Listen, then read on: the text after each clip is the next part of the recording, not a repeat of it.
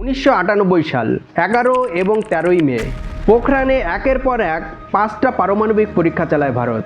প্রধানমন্ত্রী অটল বিহারী বাজপেয়ী ঘোষণা করেন, ভারত এখন একটি পূর্ণাঙ্গ পারমাণবিক অস্ত্রধারী রাষ্ট্র। কিন্তু এখানেই একটা নতুন প্রশ্ন সামনে আসে, এখন এই অস্ত্র ব্যবহার করা হবে কিভাবে, কোন পরিস্থিতিতে ব্যবহার করা হবে, কত বড় হামলা হলে তার জবাবে পারমাণবিক অস্ত্র ব্যবহার করা হবে। এসব প্রশ্নের উত্তর তখনও স্পষ্ট ছিল না, কিন্তু সবাইকে অবাক করে দিয়ে ভারত একটা সিদ্ধান্ত নেয়। ভারত বলে ভারত আগে থেকে কোনো দেশের ওপর পারমাণবিক হামলা করবে না। কিন্তু ভারত কেন এই সিদ্ধান্ত নিল? ভবিষ্যতে কি এই নীতি বদলে যেতে পারে? সেটা বোঝার আগে আমাদের ভারতের পারমাণবিক শক্তি হয়ে ওঠার ইতিহাসটা জানতে হবে। 1947 সালে দেশ স্বাধীন হওয়ার পর দেশের পরিস্থিতি ছিল অত্যন্ত করুণ। একদিকে প্রচণ্ড গরিবী, খাদ্যের অভাব, চিকিৎসার অভাব, অন্যদিকে শিল্পের উন্নতির জন্য যথেষ্ট বিদ্যুৎ ছিল না। এই সময়ে ভারতের সামনে সবচেয়ে বড় চ্যালেঞ্জ হয়ে ওঠে উন্নয়ন। তৎকালীন প্রধানমন্ত্রী জওহরলাল নেহরু বিশ্বাস করতেন বিজ্ঞান এবং প্রযুক্তি ভারতের ভবিষ্যৎ তৈরি করবে, আর সেই কারণেই তিনি পারমাণবিক গবেষণাকে গুরুত্ব দেন।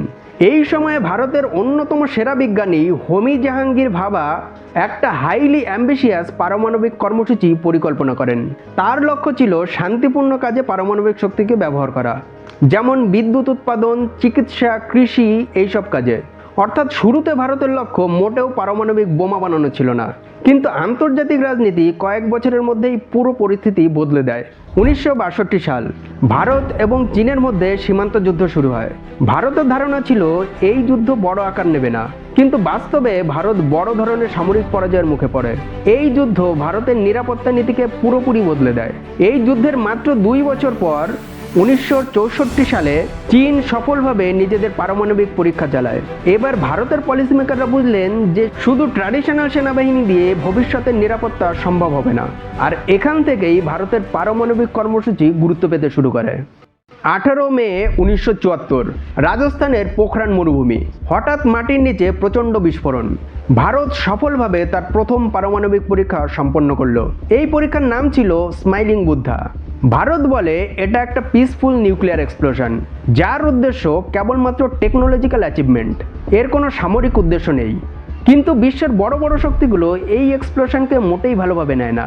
এই এক্সপ্লোশনের পরপরই একটা নতুন অর্গানাইজেশন তৈরি করা হয়, যার নাম নিউক্লিয়ার সাপ্লায়ার গ্রুপ। এর কাজ হলো সারা পৃথিবীর নিউক্লিয়ার টেকনোলজি আর নিউক্লিয়ার ম্যাটেরিয়ালকে কন্ট্রোল করা। আমেরিকা সহ আরও কিছু ওয়েস্টার্ন কান্ট্রি ভারতের ওপর টেকনোলজিক্যাল স্যাংশন লাগায়, কিন্তু ভারত তার গবেষণা থামায় না। ভারতের 1974 সালের পরীক্ষার পর পাকিস্তানও তাদের পারমাণবিক কর্মসূচি দ্রুত এগিয়ে নিয়ে যেতে থাকে। তখনকার পাকিস্তানি নেতা জুলফিকার আলী ভুট্টো বলেন, ঘাস খেয়ে হলেও আমরা পারমাণবিক বোমা বানাবো। পাকিস্তানি বিজ্ঞানী আব্দুল কাদের খানের নেতৃত্বে পাকিস্তানের পারমাণবিক কর্মসূচি এগিয়ে যেতে থাকে। এরপর 1998 সালের 11 এবং 13 মে ভারত রাজস্থানের পোখরানে একের পর এক 5টা পারমাণবিক বিস্ফোরণ ঘটায়। প্রধানমন্ত্রী অটল বিহারী বাজপেয়ী ঘোষণা করেন, ভারত এখন একটা পূর্ণাঙ্গ পারমাণবিক অস্ত্রধারী রাষ্ট্র। এর কয়েক সপ্তাহ পরে পাকিস্তানও নিজেদের পারমাণবিক পরীক্ষা চালায়। কিন্তু ভারতের সামনে এখন একটা বড় প্রশ্ন হয়ে ওঠে, এই অস্ত্র ব্যবহার করা হবে কিভাবে, কোন পরিস্থিতিতে এই অস্ত্র ব্যবহার করা হবে, কত বড় হামলা হলে পারমাণবিক অস্ত্র ব্যবহার করা হবে। এসব প্রশ্নের কোনো স্পষ্ট উত্তর তখনও ছিল না। আর ঠিক এই কারণেই ভারত একটা ফর্মাল নিউক্লিয়ার ডক্ট্রাইন তৈরি করার সিদ্ধান্ত নেয়। কারণ পারমাণবিক অস্ত্র কোনো সাধারণ অস্ত্র নয়, একটা ছোট ভুলে কোটি কোটি মানুষের জীবন বদলে যেতে পারে।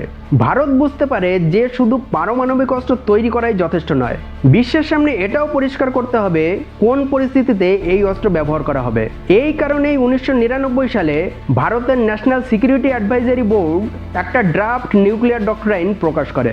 আর 2003 সালে ভারত সরকারের cabinet committee on security formally ভারতের নিউক্লিয়ার ডক্ট্রাইন ঘোষণা করে, যার কেন্দ্রবিন্দুতে ছিল 3টে শব্দ, নো ফার্স্ট ইউজ, মানে ভারত কখনোই প্রথমে পারমাণবিক অস্ত্র ব্যবহার করবে না।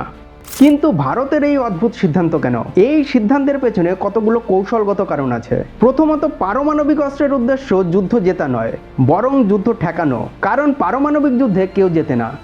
ধরুন দুটো দেশের কাছে শত শত পারমাণবিক বোমা আছে। এখন একটা দেশ প্রথমে হামলা চালালো, তাহলে আরেকটা দেশও হামলা চালাবে, আর এর ফলাফল কি হবে? দুই দেশই ধ্বংস হবে, কেউই জিতবে না। তাই পারমাণবিক বোমার আসল উদ্দেশ্য ডেটারেন্স বা প্রতিরোধ তৈরি করা, অর্থাৎ এমন শক্তি তৈরি করো যাতে শত্রু আক্রমণ করার সাহসই না পায়। কিন্তু ভারতের নিউক্লিয়ার ডক্ট্রাইনে আরেকটা জিনিসও রয়েছে। ভারত প্রথমে কোনো দেশের ওপর পারমাণবিক হামলা করবে না, এটা ঠিক, কিন্তু কোনো দেশ যদি ভারতের ওপর পারমাণবিক হামলা করে তাহলে ভারত যে রিটালিয়েটারি হামলা করবে সেটা হবে ম্যাসিভ। এই হামলা শত্রু দেশের এত ক্ষতি করবে যে সেটা শত্রু দেশের পক্ষে আনঅ্যাকসেপ্টেবল হবে। অর্থাৎ কোনো দেশ যদি ভারতের ওপর একটা পারমাণবিক বোমা ফেলে, ভারত হয়তো সেই দেশের ওপর 10টা পারমাণবিক বোমা ফেলবে। মানে শত্রু দেশ যেন জানে একটা পারমাণবিক হামলার মূল্য হতে পারে তার নিজের রাষ্ট্রের অস্তিত্ব। এই ভয়টাই ভারতের প্রতিরোধ কৌশলের মূল ভিত্তি।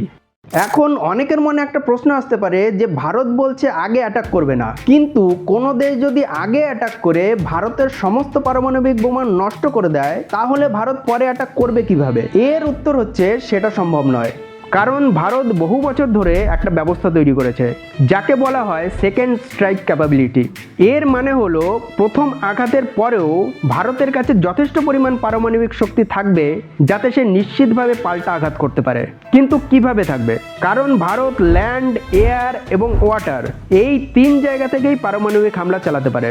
ধরুন শত্রু দেশ হামলা করে ভারতের ল্যান্ড এবং এয়ার থেকে হামলা করার ক্ষমতাকে পুরোপুরি নষ্ট করে দিল, কিন্তু তখনও ভারত সাবমেরিন থেকে নিউক্লিয়ার হামলা চালাতে পারবে। আর এই সেকেন্ড স্ট্রাইক ক্যাপাবিলিটির জন্যই ভারত প্রথমে হামলার প্রয়োজনীয়তা অনুভব করে না। নো ফার্স্ট ইউজ পলিসির আরেকটা বড় কারণ হলো ভারত নিজেকে একটা দায়িত্বশীল পারমাণবিক শক্তি হিসাবে পরিচয় দিতে চায়। 1998 সালের পরীক্ষার পর বিশ্বের বহু দেশ ভারতের সমালোচনা করেছিল। এই পরিস্থিতিতে ভারত বিশ্বের কাছে একটা স্পষ্ট বার্তা দিতে চেয়েছিল যে আমাদের পারমাণবিক অস্ত্রের আসল উদ্দেশ্য আক্রমণ করা নয়, বরং আত্মরক্ষা করা। নো ফার্স্ট ইউজ পলিসি ভারতের এই বার্তাকে আরও বিশ্বাসযোগ্য করে তোলে। বলা যায় যে এই পলিসির জন্যই সময়ের সঙ্গে সঙ্গে আন্তর্জাতিক মহলে ভারতকে একটা দায়িত্বশীল পারমাণবিক শক্তি হিসাবে দেখা শুরু হয়। নো ফার্স্ট ইউজ পলিসির আরেকটা বড় প্র্যাকটিক্যাল কারণ হলো ভুল সিদ্ধান্ত থেকে বিশ্বকে রক্ষা করা। ধরুন দুটো দেশের মধ্যে প্রচণ্ড উত্তেজনা চলছে, হঠাৎ করে কোনো রাডার ভুল সংকেত দিল অথবা গোয়েন্দা সংস্থা ভুল ইনফরমেশন দিল যে শত্রুপক্ষ এখনই পারমাণবিক হামলা করতে যাচ্ছে।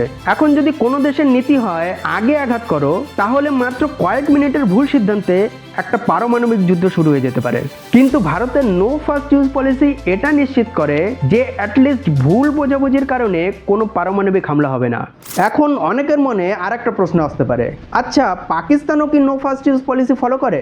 এর উত্তর হচ্ছে না, পাকিস্তান কখনোই নো ফার্স্ট ইউজ নীতি গ্রহণ করেনি। বরং তাদের অবস্থান হলো প্রচলিত যুদ্ধের মাধ্যমে তাদের নিরাপত্তা যদি গুরুতর হুমকির মুখে পড়ে তাহলে তারা প্রথমেও পারমাণবিক অস্ত্র ব্যবহার করতে পারে। পাকিস্তানের এই নীতির পেছনে দুটো বড় কারণ রয়েছে। প্রধান কারণ হলো সামরিক ভারসাম্য।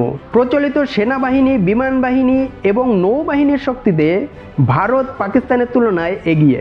পাকিস্তান জানে যে পারমাণবিক অস্ত্র ব্যবহার না করে তারা যদি কেবলমাত্র প্রচলিত যুদ্ধে যায় তাহলে তারা ভারতের সঙ্গে টিকে থাকতে পারবে না।